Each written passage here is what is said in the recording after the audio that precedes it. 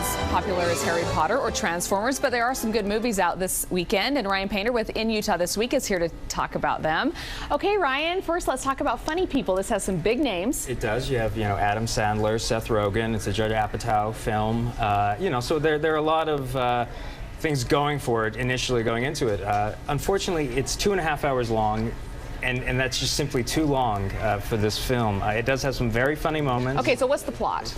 The plot is you have Adam Sandler playing a character which is essentially Adam Sandler. Right, he's playing himself. Basically, and he finds out that he's dying, and he doesn't really want to reveal it to the world. He doesn't want a big, show and tell sort of thing. Right. And so he hires this young stand-up comedian who happens to see it at a club And Seth Rogen. which is Seth Rogen, to be his kind of cohort. He'll help him write jokes, but more than anything, he's just kind of there for him because celebrity is a very empty world, and so it's basically Adam Sandler's character coming to terms with the fact that he's lived this high-profile but empty life.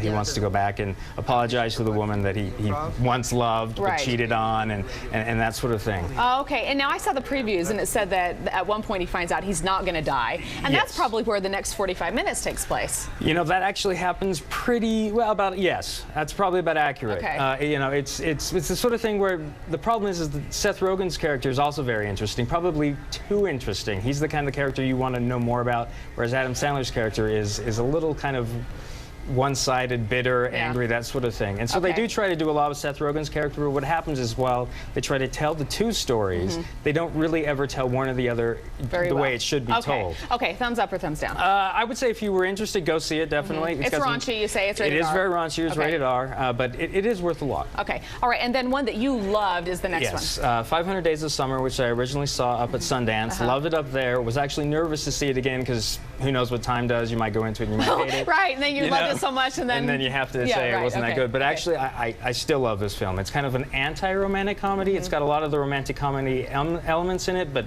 as the narrator says very early on, this is not a movie about love. This is kind of a movie about the growth of two individuals and how sometimes that growth doesn't play fair for both people. Okay.